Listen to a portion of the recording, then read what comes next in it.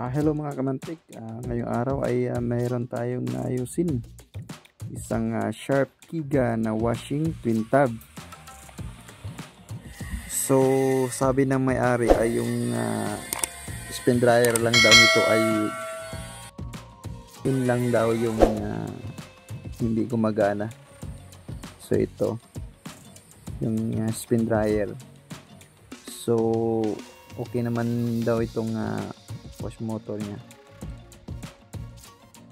So ngayon tingnan natin kung anong problema nito. Buksan muna natin.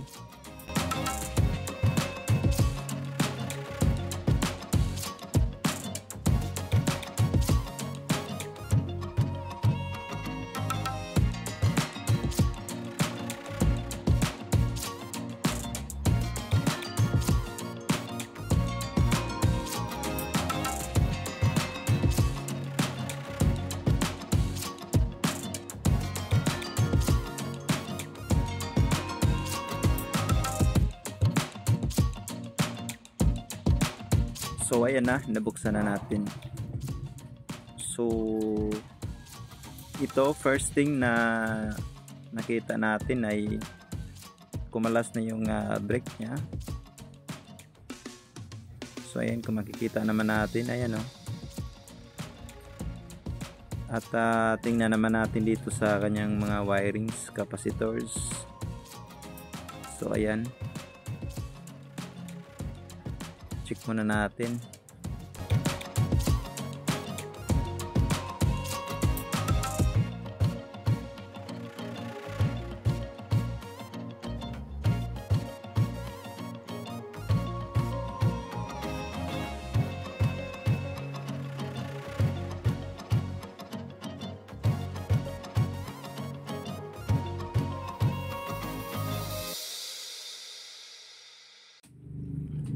So ikinabit ko muna yung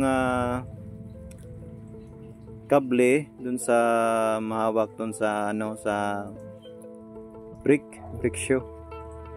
Tapos tingnan natin kung pag natin ay gumagana na ba itong dryer. So ayan, sa wash yan, sa wash motor yan. So okay naman yan, sabi ng may-ari. So dito natin try natin yung wash. Ito yung dryer, spin dryer. So try natin yan, on natin, tapos tingnan natin sa baba. So ayan kung makikita natin, naka-on na ito yung timer ng dryer. So wala, kahit anong hila natin sa brake, hindi siya gumagana.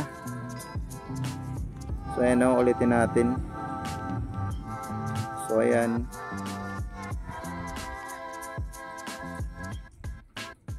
so ayan, kung makikita natin hindi siya gumagana kahit anong hila natin sa kable patungo dun sa brake shoe. So ayan naka-on na yan, tapos yung timer niya ay naka-on na rin. So wala pa ring gumagana. So ayan, so kailangan natin itong check natin itong di kaya capacitor ito, o check mismo natin yung motor nito sa spin dryer. So check na natin guys.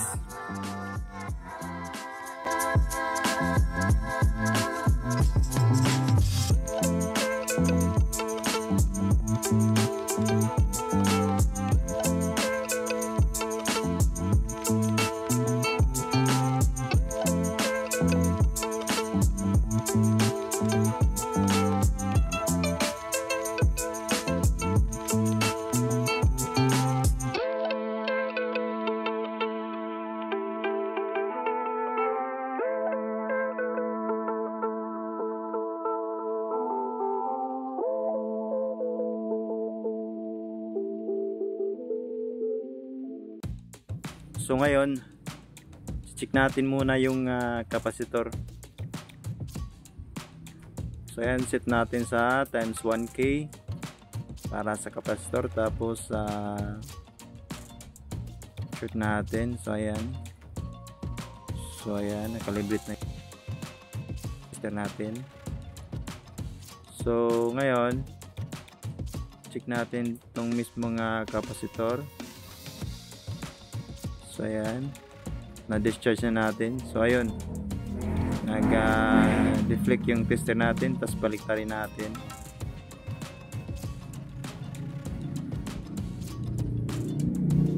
So ayun, so hindi ko na lang dinidischarge yung capacitor nito guys, dahil check lang natin kung nagdi-deflect siya. So pwede na rin yun. Pero ang tama talagang pag-tester ng capacitor ay dapat nagdi-discharge tayo para malaman natin yung insaktong value na mariread ng tester natin. So since sa pag-test natin ay nagdi-deflect itong capacitor, ay sa tingin ko okay siya. So wala siyang problema. So ngayon, labas na tayo dito sa capacitor. So punta naman tayo dun sa mismong motor.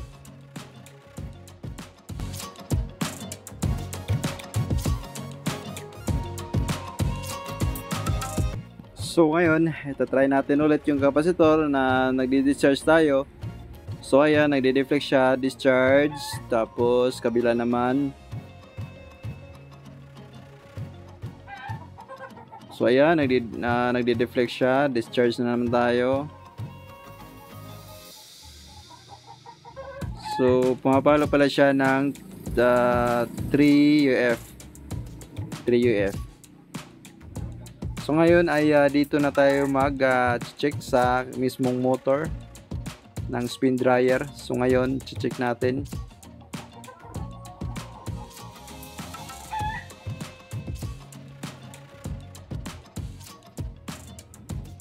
Sa pagtitest pala nito ay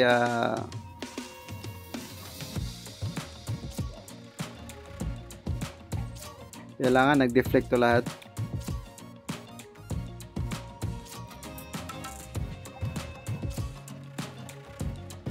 So ngayon, in-splice ko muna yung mga insulation ng isang wire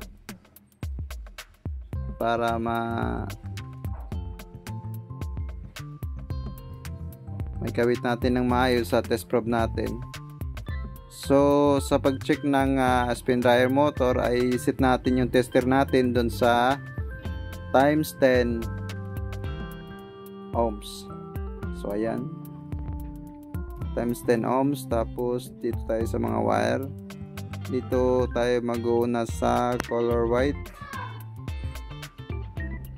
to, so ayan, ito sa brown. So walang deflection. Sa kabila, sa purple, so wala rin. So ayan, walang deflection.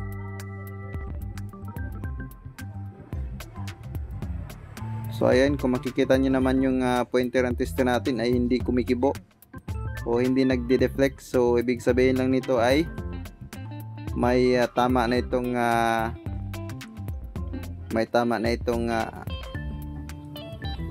so may isang linya pa tayo nakuha. So dalawang linya ang bali yung putol nito. So ayan, ito sa kabila meron isang linya lang yung may connection pa. So sa may dalawang linya ay wala na. So ayan, may tama na itong mismong motor ng windings. So ayan, tanggalin muna natin yung motor mismo para makita natin at mabuksan natin yung motor kung baka sakaling kaya pa nating idugtong. Tapos nabaklas na natin ay tanggalin na natin tong mismong kanyang motor. So ayan, so bali ito pala yung spin dryer. Ito siya. Tanggalin natin yan guys.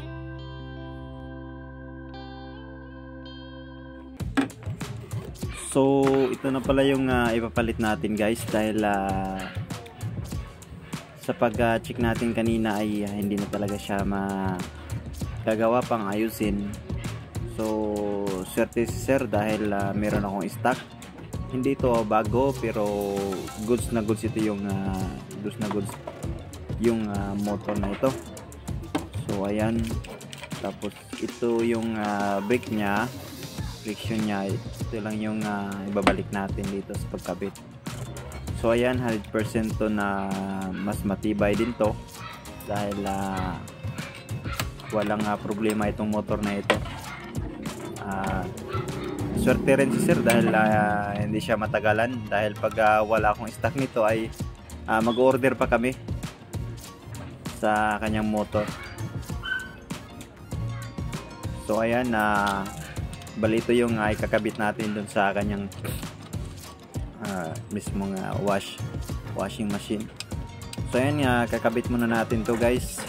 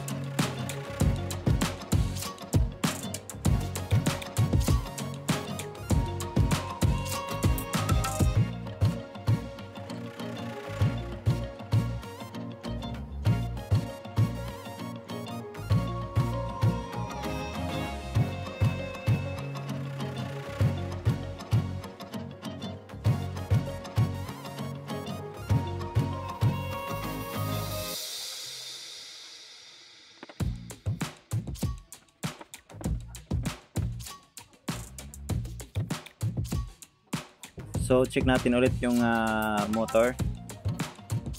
Tingnan nyo yung tester natin. So ayan, nagde-deflect na siya sa kabilang linya. So ayun, goods. Pangatlong linya. So okay na siya guys. Pwede na natin ikabit doon sa mismong washing case niya.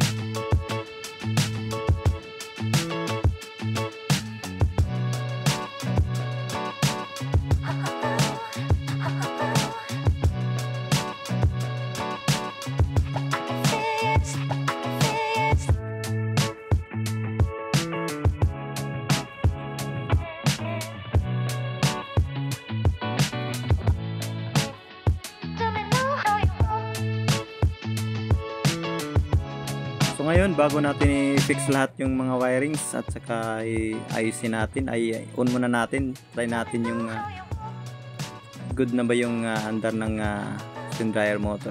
So ayan, tingnan natin. So ayan, kung makikita naman natin ay umiikot na yung spin dryer motor. So yan yung bagong ipinalit natin na spin dryer motor. So tingnan natin dito. So ayan, buksan natin. So at tingnan natin yung loob kung umiikot nga ba talaga. So ayan, kung mapapansin nyo ay umiikot yung so ayan, lagayan ng cloth. So goods yung washing na ito, goods na yung ginawa natin. So ayan, bago pala natin na sa uli ito ay linisan muna natin dahil ang dumi nito. So ayan, tapos na natin nalinisan at nagmukhang bago na itong washing machine, sir. At hanggang dito na lang yung video natin mga kamantik, at maraming salamat sa panonood. God bless us all.